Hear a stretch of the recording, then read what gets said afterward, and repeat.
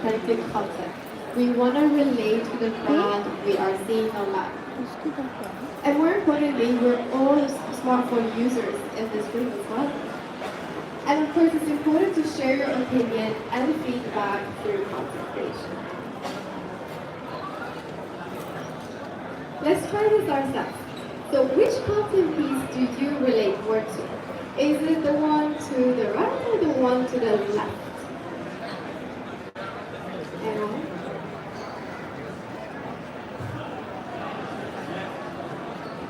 Left. Okay, you? I would say the one to the left. Okay. It seems more like it's natural. It doesn't seem like a setup. Maybe I can relate to it more when I see that someone that looks happy and someone that feels like maybe they have enjoyed this product. Anyone else? You want to say something? Well, yes, that's true. This picture definitely shows a more friendly environment. So of course it makes the picture look a bit more user-generated content. Whereas the other photo is also perfectly fine. However, it's probably way more branded. So both works as a promotional material, but this would be more considered as an agency. Let's try another one. So would you relate to this one or the other one? No? Yeah? You raised your hand, right? So I think I relate to the left one more. Okay. It shows the person, it shows that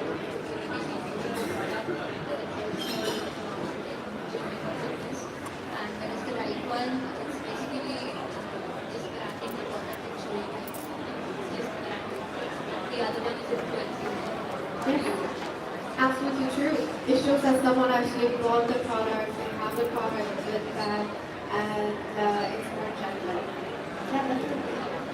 One of the funny parts of creating user-generated content, even as a brand, so this is not so guilty, not so guilty is one of the British products brands that we also manage. They implemented this 90s cool TV with a camera. So what they did was creating a content piece around this specific experience and then post it on their social media. Then what happens is that people that would pass by that guilty would then also take exactly the same piece of content. So this is a great way for brands to either leverage on create experiences for the users to then capture content. So how do you gain visibility as an influencer? Well, you can follow trends and challenges. As you can see, the one on the screen is Sabrina. She used to be the one on TikTok by literally creating a content piece on the tube. So you can either create your own trends and challenges as well. You can participate in brand activations by creating content for them as well. Or more importantly, you can take usage of social media hashtags. As seen on the screen is the hashtag shot on the iPhone. The shot on iPhone campaign was launched in 2015. This hashtag has today 29 million posts. This creates a great opportunity for Apple to appreciate its audience or users by then showing these content pieces on billboards, metro stations, and other various materials. Now, how do you elevate the scene with shot with an iPhone? Well, you can start by using a tripod. This will help you stabilize your shots, but also take more your content from different angles. You can also use an external microphone to record better sound. And then, of course, you can use editing apps to leverage on that content.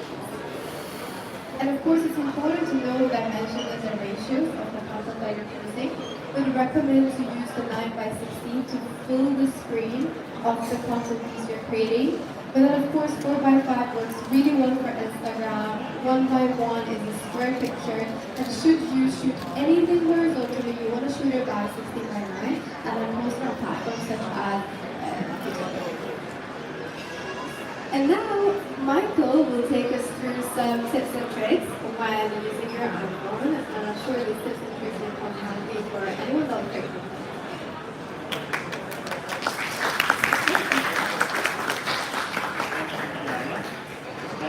So I am using an iPhone 15 Pro Max for this demonstration. What I will let you know is whatever iPhone you have, whatever I'm showing you today, you should be able to use. It's not an advert because I say that this class is why I use iPhone. But everything that I show you should be able to relate to the iPhone that you have today. So the first thing that I want to go over is portrait mode. So I'm going to invite you all to take your phones out of your pockets. You're going to be doing this along with me. So portrait mode is a great way to take photos of not only people, but if you're like myself, you spend all day taking portrait photos of your dog. You can also take portrait photos of objects. Anything you want to have a nice blurred background and have the subject matter really clear, portrait mode is great for doing that.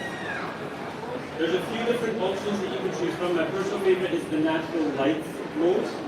You can also do studio light. If you're doing it along with me, you can demo on the selfie camera. So you can try it on the selfie mode.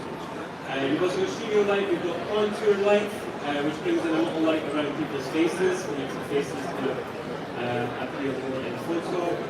Stage light, which will darken your background and just bring the person's face in focus. Stage light mono, which does the same thing but does it in black and white.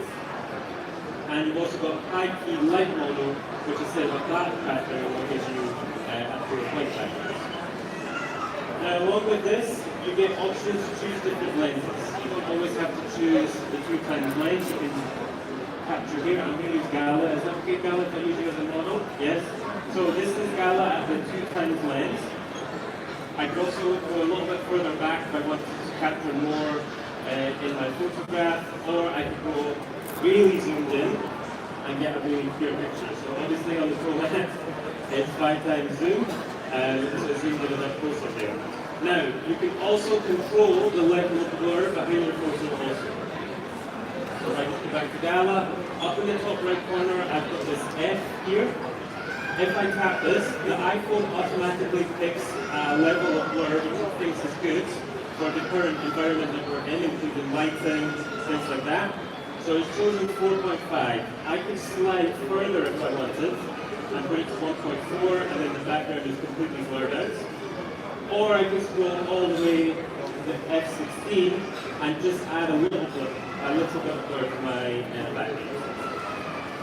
Now the levels of blur are great for, say you're in a situation where you have very nice backgrounds and you wanted to see the background on the picture later, you can put your blur to the minimum amount. If you're in a situation like this where we've got all these people here, you might not want everyone's face in the back of your photograph, in which case you can level the blur all the way to the end and put the blur in the back. So that is one way that you can use photography on the iPhone, which is portrait mode. I'm sure you're all familiar with it, but hopefully that's giving you some more insights about how you can change up your photography. Next thing I want to go into is lenses. So obviously on the iPhone we've had 3 lenses now since the iPhone 11 Pro. So you can do the ultra-wide lens, which is 0.5, which zooms right out of your photo and allows you to take more of your environment in. The only thing you need to bear in mind when you use the ultra-wide camera is unless your subject is completely in the middle, they will be fine. Things around it may appear slightly curved. So you want to make sure that you either like that effect, it's working for you, or you only have a singular object there which you've used the ultra-wide camera for. I can use you guys as an example. So obviously with 0.5 I've managed to fit most of you in, and for wavelength. Then you've got the 1x camera, which is obviously the one on the iPhone with the most light and the biggest aperture on it. So this is the one that we always recommend people use for everyday photography. Yeah, you're on television. Yeah, great, perfect. So this is the one we usually recommend. With the iPhone 15, short plug for the iPhone 15, this is the only one. When you tap on the 1x, you can get different millimeter lenses. So these are optical lenses that you can choose. So you can see when I tap the one there, it goes from 24 to 28 millimeters and then to 35 millimeters.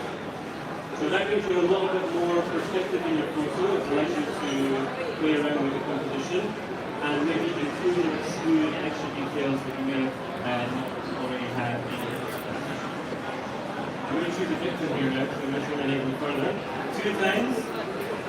Obviously, again, optical zoom, so you're still getting a very high quality photo. You're all just smiling at each other on the screen. It's great.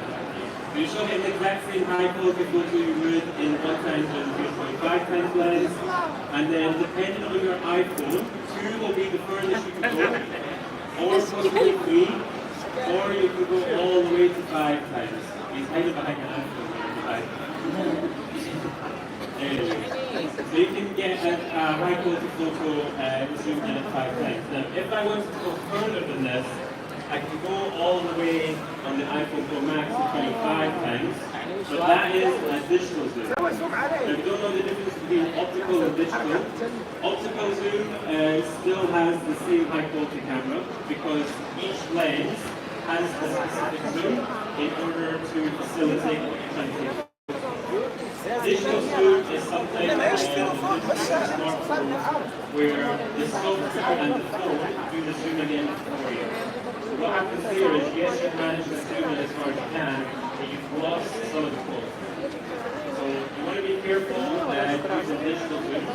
It's always better to try as far as you can to do the optical zoom. Any questions so far? Okay. Next thing, I'm going to dive into the settings. Now, if you go to the settings on your iPhone and go to camera, you should find something here called photographic styles. Now, photographic styles work a little bit like filters, except that when you choose your style, every photo that you take from then on will have that style applied to it. Okay? So, we've got the standard, which is just your everyday photo. There's no tone on this, there's no warmth. So nothing's been added, it's just a bog standard photo that you can take every day. Then we go to the next one, which is rich contrast. So if you wanted a moody photo with darkened highlights and darkened shadows in it, you may choose the rich contrast format because it reduces the tone by 50. Okay, so you've lost half the tone you had in the standard photo mode. This is the one I personally use for all my photos. This is called Vibrant. I think it combines virtually well. It's always sunny here, unlike in Scotland where it's always dark and rainy. This one makes colors and backgrounds and people really pop into focus. So you can see here the trees behind her are really green. Her jumper has become very vibrant. And the best thing is the sky is still blue. So we see many people taking photos on their iPhone. And the sky is one of the hardest things to take a picture of because it usually looks washed out. So with these kind of styles, you keep a natural color on the sky and you manage to capture what your eyes saw at that present time.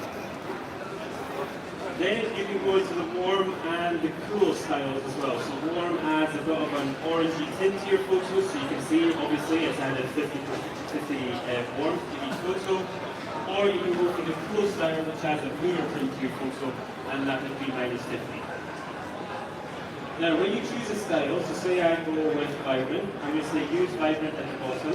That now has gone into my camera, and up at the top, I've got, when it says Raw Max, I've got these kind of squares in front of each other inside a circle. This tells me that I'm using a style, and when I tap on it, I can see that I'm using Vibrant. Okay? So I can change at that point directly from the camera if I want and go to maybe say a cool photo. And I can take all the photos that I'm taking in that moment in the cool filter and then go back to the Vibrant when I'm finished. iPhone uses something called non-destructive edits. So whatever style you choose, wherever you crop your photo, however you edit it, say in a week, 2 weeks, 6 months, a year, you want to take the photo back.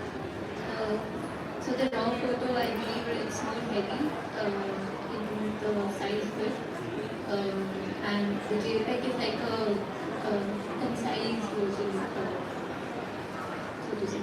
Yeah, pretty much. You want to take this, I guess, as well? Yeah. The general one is kind of the raw one, it's more it's can you edit it with the quality and the colors? Okay, yeah, close. Perfect, yes, good. So the background taken.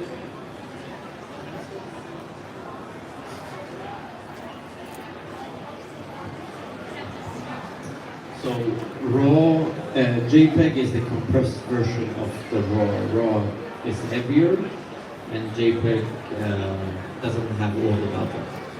Yes. Good. Okay. We all pretty much got there from the three answers that we got there. But yes, you're right enough that RAW are massive files.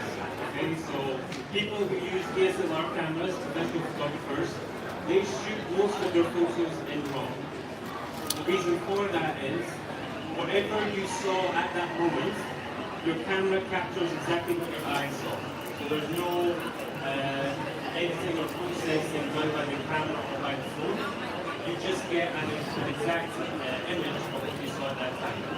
Now professionals love that because they can then edit the photo however they want to. Okay, so they can add color, they can add shadows, they can take away lighting, all this kind of stuff. Now the difference being on JPEG or what's on the iPhone is called EIF files, so HEIF. And when you take the photo in the blink of an eye, without you even realizing, the phone using the hardware and the camera and the here. And you have a problem copying comfortably doing your screen reset. Is there any solution to end that? Not really. The way that the iPhone camera behaves with fluorescent lighting, it's just something that you kind of have to go with. I have seen people fix it by not doing the videos in HDR, which kind of dims the lighting a bit just enough that the camera doesn't capture it too much, so you get less of it. No, it's not that I've tried it, but we tried like when I saw it, but I think it's that never really tried to make it so that it might actually help. Okay, the only other thing I can suggest is maybe, you know which frames and seconds you're working on? Yeah, this is something we try to get to do, regardless. Maybe I'll take your question off my app. Yeah, perfect. Push it back. I wish someone could turn off this alarm. Yeah, you would like to take a picture or video when we are in concert or parties. So is it safe for exposing the camera to this space? Yeah. It's gone. That's why I'm here. Because I want to show my camera to this photo. When I check with people, they told me like you not allowed to expose this camera with this laser light. So if I'm here, I have to keep that technique. There's no warranty. There's no guarantee. I said, you didn't think even know when I came over here, there's no camera for this warranty. Especially, but we are always going to a party in concerts and all. While clicking the picture, video, the camera gets closed. Okay, maybe I can come to your question at the end. If that's okay. Yes. Anything else about any of the things that we've gone through here? Yes, question front.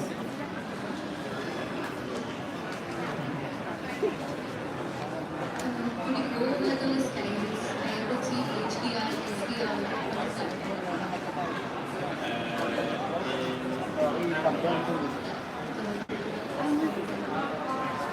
In this part? Or photographic side? Not in photographic side. Like there were three things: the HDR, the SDR, and microphones. For video? This one? Yeah. So HDR is high dynamic range.